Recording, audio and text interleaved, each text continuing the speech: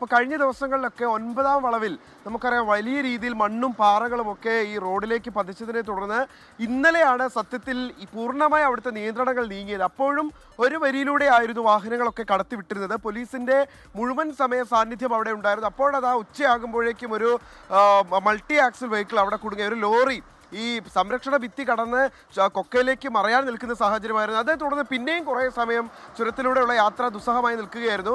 ഇന്നിപ്പോഴും ഇതാ രാവിലെ ഒരു ലോറി 8ാം വളവിൽ കുടുങ്ങിയതിനെ തുടർന്ന് അതിൻ്റെ ജോയിന്റ് തകരാറായതിനെ തുടർന്ന് ഈ 8ാം വളവിൽ ലോറി കുടുങ്ങിക്കിടക്കുന്ന സാഹചര്യം ഉണ്ടായി. ഇപ്പോഴിതാ വീണ്ടും ഗതാഗത കുരുക്ക് രൂപപ്പെടുകയാണ്.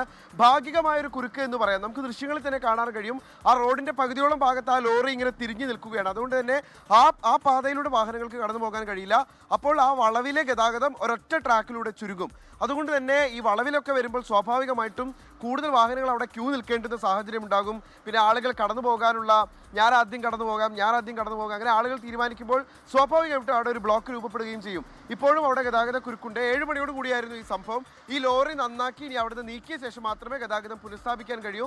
എന്തായാലും എത്രത്തോളം അനിവാര്യമാണ് ഒരു തുരങ്കപാത എന്ന് ഓരോ ദിവസവും നമ്മെ ഓർമ്മിപ്പിക്കുകയാണ് ചുരത്തിലെ സംഭവങ്ങൾ. അപ്പോൾ അത്യാവശ്യമായി വയനാട് കടന്നു പോകേണ്ടവരും വയനാട്ടിലേക്ക് എത്തേണ്ടവരും ഓർക്കുക, അല്പം നേരത്തെയൊക്കെ പുറപ്പെടുക. കാരണം ചുരത്തിൽ ഗതാഗത കുരുക്കുണ്ട്.